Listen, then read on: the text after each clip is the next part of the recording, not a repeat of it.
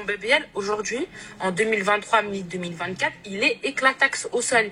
C'est-à-dire, mon BBL, aujourd'hui, il est moche. J'avais les fesses pour la dernière fois d'un lifting en août 2021. C'était une opération très compliquée. J'avais eu une infection. Ici, ça a été polémique. J'avais un trou. Quand tu le fais une fois, il faut faire tout le temps. C'est-à-dire tous les 2-3 ans, je crois qu'il faut aller injecter de la graisse. Et moi, il est hors de question que j'aille me réinjecter de la graisse. Dita de télé-réalité décide l'an dernier d'augmenter le volume de ses fesses, grâce à des injections présentées comme anodines. Mais rapidement, elle tombe gravement malade. Émilie accuse aujourd'hui son chirurgien d'être responsable de son calvaire. Il y a eu beaucoup de négligence de sa part. On m'avait tous dit, enlève tes prothèses et tout. Wallah, par là, je n'avais pas de prothèse derrière, dans les fesses. C'était des injections que j'avais fait et ça se retire pas. Je suis d'accord avec vous. Les cuisses, c'est des cotons-tiges. You know, I got my breasts done before Stormy. Within 6 months of like having Stormy, not thinking I would like have a child when I was 20, like they were still healing and I had beautiful breasts. After years of denial, Kylie Jenner has finally come clean about her plastic surgery. So on the season finale of The Kardashians, Kylie admitted that she had a breast augmentation surgery when she was just 19 and now regrets going under the knife because she thinks her body was perfect before. She also said she would be heartbroken if her daughter Stormy wanted to do anything to her body at 19.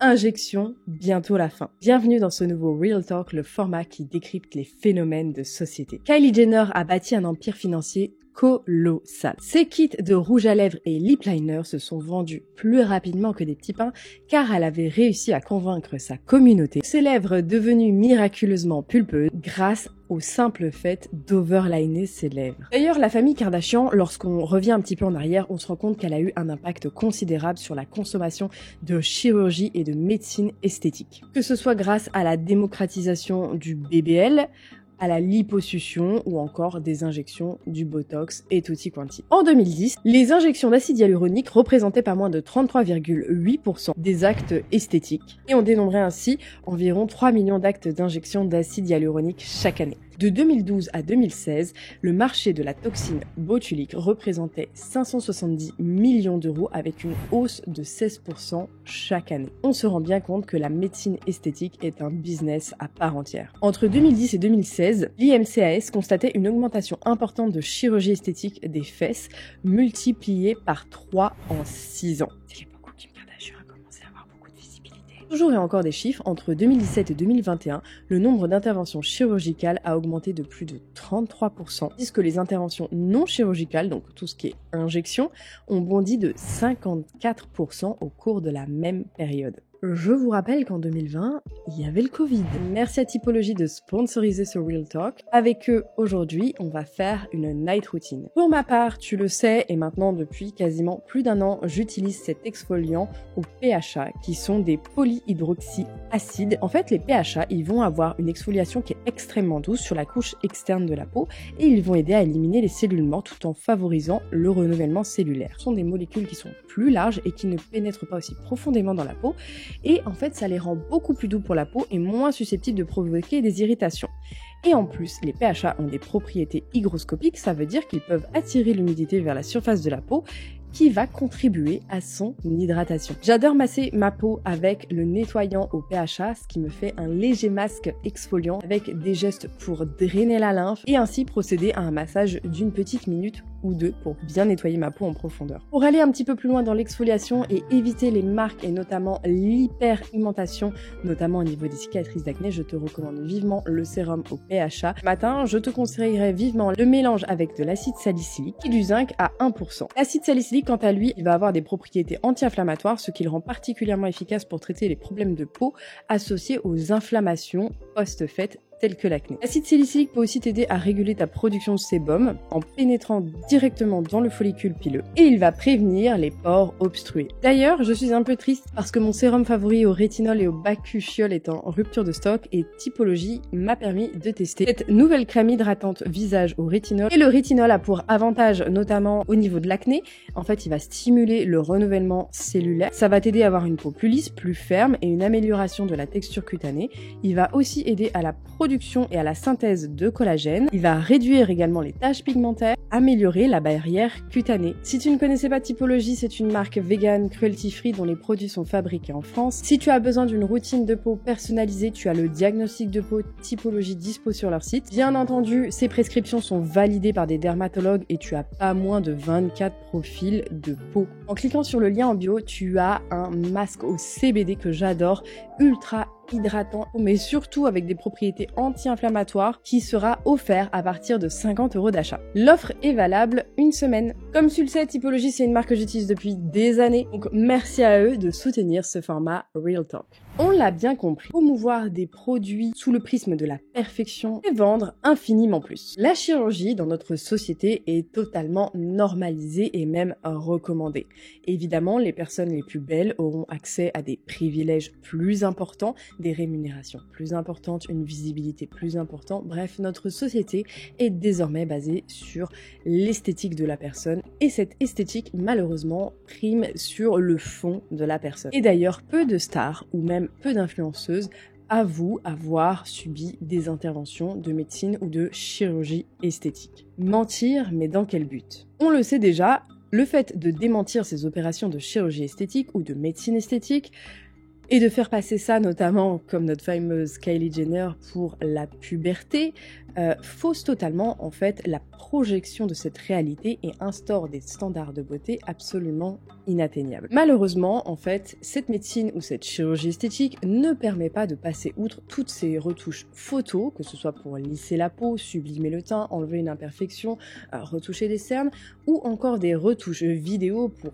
affiner la taille, notamment pour vendre des gaines amincissantes. Coucou Tata Kimi, encore une fois, à se demander d'ailleurs si c'est un move marketing pour faire parler d'elle encore une énième fois. En tout cas, si c'est le cas, bravo à elle, parce que ça fonctionne extrêmement bien.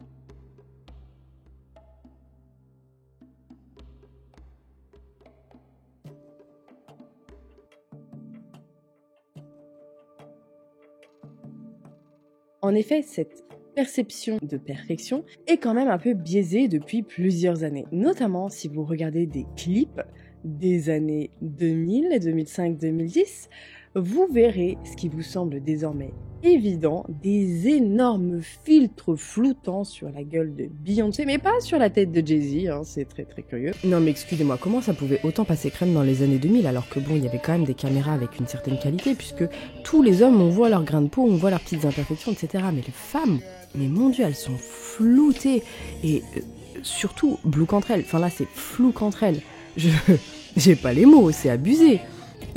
Je sais pas ce que vous en pensez, mais bref, n'hésitez pas à faire un petit tour sur le YouTube dans les années 2000 et de regarder les clips.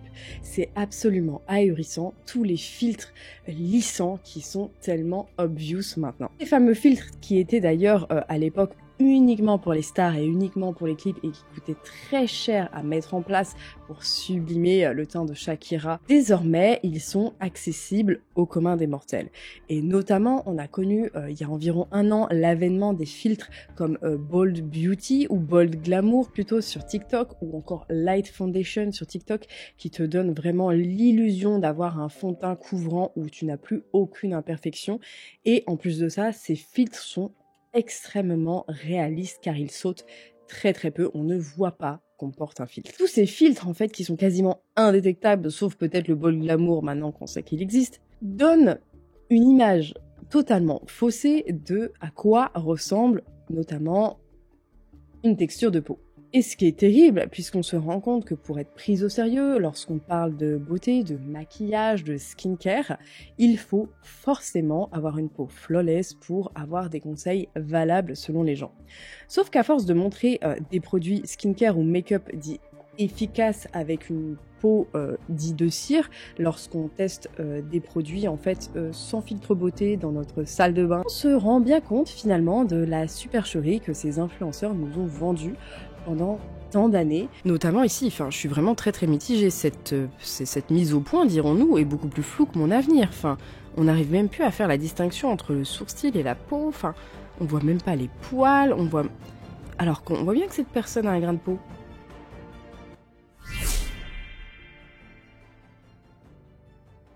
Your 15-year-old Botox, is that true? I find that hard to believe. Well, you probably would find find that hard to believe because you believe the press, obviously. Well, I'm asking you, that's why I'm asking the question. No, my daughter is a professional dancer. All my children are professional people. And she perpetually sweated on her forehead.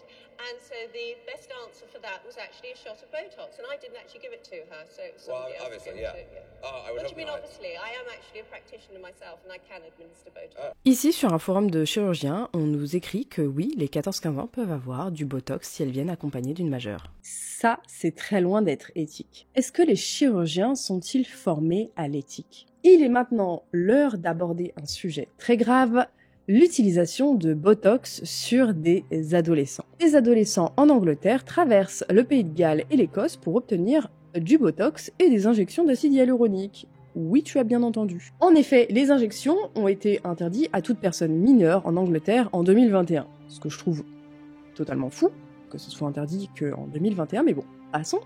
Mais dans le Pays de Galles et en Écosse et en Irlande du Nord, en fait, il n'y a toujours pas de limite d'âge pour recevoir du Botox ou des injections. De ce fait, en fait, plein d'adolescentes, puisqu'on se doute bien que de toute façon, ces produits sont uniquement marketés pour les femmes, donc des adolescentes anglaises traversent en fait les frontières du Pays de Galles, de l'Écosse, pour avoir des injections de Botox ou encore d'acide hyaluronique et tous ces fillers de comblement et autres produits injectables selon Euronews. Le marché des injectables est quand même vraiment hors de contrôle puisque c'est seulement après que le ministère britannique se soit rendu compte qu'il y avait environ 41 000 procédures de médecine esthétique sur des mineurs en 2020, qu'ils se sont dit peut-être que ce serait intéressant d'interdire en 2021 les injectables sur les mineurs. D'ailleurs, à ce sujet, entre 2016 et 2020, 29 300 adolescentes ont eu recours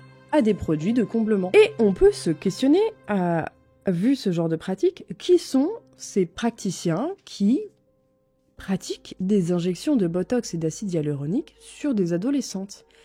Est-ce que ce sont des gens sains d'esprit qui injectent des produits qui peuvent avoir des répercussions, je suis désolée, très graves sur le long terme, puisqu'on le voit désormais, il y a beaucoup de produits finalement qui ne sont pas si résorbables qu'on ne le pensait. D'ailleurs, ce marché est devenu si lucratif que de fausses injectrices ont sauté sur l'occasion, tout en étant promues par des pontes d'agents de télé-réalité ayant des communautés composées de très jeunes femmes ravager le visage de certaines. Et ce qui devait arriver, arriva. Certaines personnalités prennent désormais la parole car elles ont été ratées et voire même en très grand danger de mort et commencent enfin à prendre la parole sur tous ces abus concernant la chirurgie et la médecine esthétique. Alors, ce qui m'a poussé à faire des injections, c'est le fait de voir que c'est un moyen facile de pouvoir modifier son apparence, un moyen rapide aussi. À ce moment-là, donc j'avais 18 ans, je commençais à évoluer sur les réseaux, à gagner de plus en plus d'abonnés et en visibilité aussi. C'est une injectrice illégale qui m'avait contacté à ce moment-là. Mon BBL, aujourd'hui, en 2023, mi-2024, il est éclataxe. Comme ça, on a toutes les deux glow-up de ouf. Non mais ça c'est clair. À l'époque, parce que ça fait des années que je l'ai plus fait, c'était ma bouche. C'est fou de se dire qu'une bouche mal faite, ça te transforme un visage. À qui le dis-tu? Moi, c'est pareil. J'avais des injections qui étaient relativement ratées. C'est à cause de Kylie Jenner. Je crois qu'elle a set la trend d'avoir des injections overline. Du coup, quand en métro, tu te rends pas compte que ça migre. Donc, ravie d'avoir enlevé tout ça.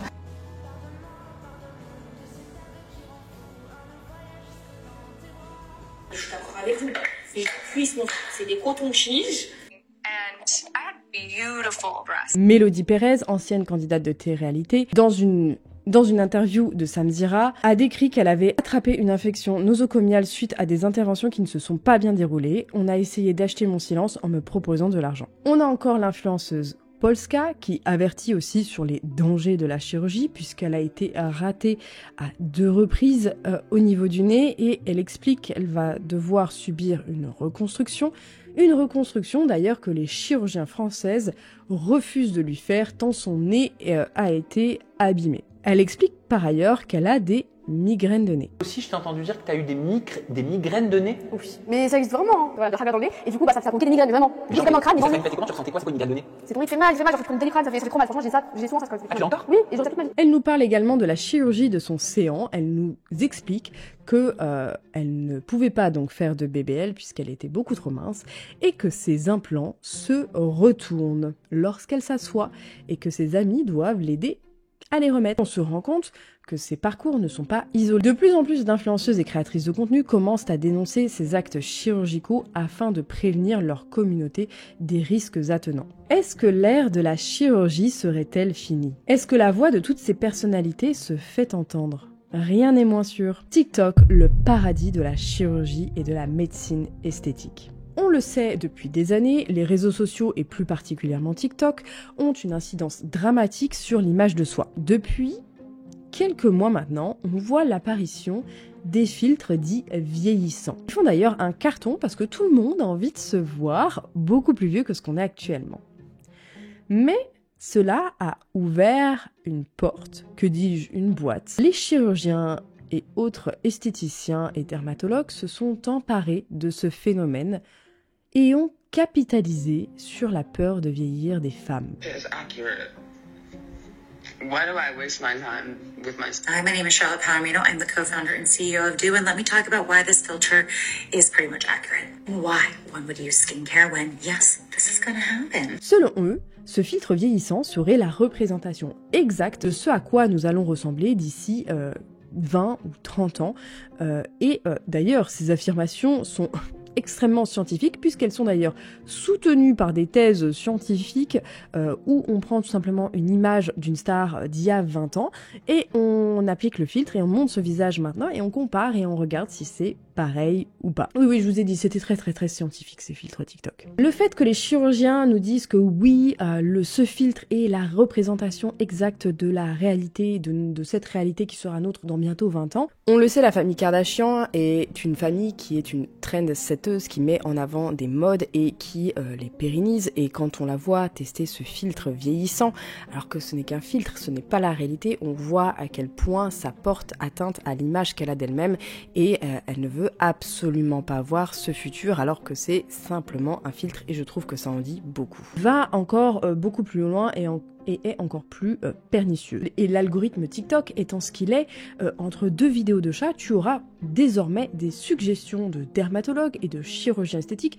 qui te conseilleront des méthodes médicales, bien entendu hors de prix, pour ne pas que tu ressembles à ce fameux filtre vieillissant. Et évidemment, personne n'a envie de ressembler à ce filtre, tout en oubliant que finalement ressembler à ce filtre n'est pas si grave puisque on sera vivant, hein, on sera pas 6 pieds sous terre, on sera vivant, avec des rides mais vivant. Et cela va encore plus loin puisque tous ces dermatologues et ces chirurgiens vont jusqu'à décrédibiliser des personnes qui créent des contenus totalement gratuits, voire même inoffensifs, hein, de le dire parce que la chirurgie c'est loin d'être inoffensif, notamment autour. Doctors do not respect gua sha. This seems like a gimmick. Oops. You can see how much I respect this tool. Likely because they haven't even ever used one. I have never used a gua sha tool before. Okay, well, in that case, why don't you tell us how gua sha works? This will, kind of help in pushing the fluid back, out of the skin, out of the tissue. Going to help move some lymphatic fluid. Oh, you're so close. Improved lymphatic circulation is like a bonus of gua sha, but the real meat of gua sha is its ability to wear down fascial tightness and fascial adhesions and break up congestion or stagnation in the capillaries or your blood system.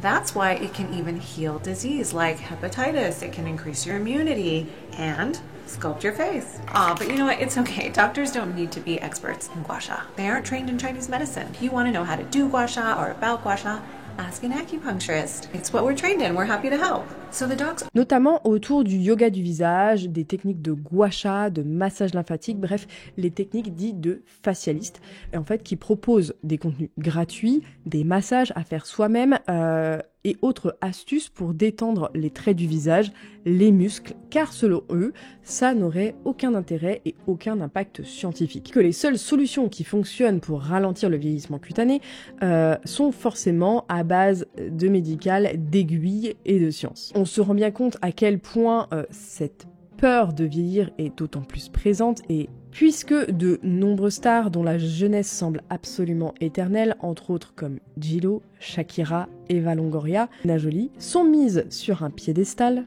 que toutes ces femmes devraient prendre exemple. Et pourquoi elles devraient prendre exemple? Parce que, en fait, les chirurgies, contrairement à Madonna qui est énormément critiquée parce que bon, c'est très obvious qu'elle a fait beaucoup de chirurgie, parce que toutes ces chirurgies en fait que ces femmes ont fait, en fait elles sont imperceptibles, quasiment invisibles, et d'ailleurs ça fait un carton sur une chaîne américaine puisque on veut tous savoir ce que ces stars ont fait comme opération de chirurgie dite invisible. Et surtout on le sait parce que c'est quasiment impossible de vieillir aussi bien sans aide médicale, quand bien même la génétique peut jouer en faveur de certaines femmes. Et ce qui est intéressant, c'est que à l'ère du body positive, à l'ère de la représentation de tous les corps, il est encore difficile de voir des femmes plus âgées être représentées. Et forcément, l'identification pour les femmes, pour le commun du mortel, est beaucoup plus difficile. Mais certaines stars prennent cela à contre-pied. Certaines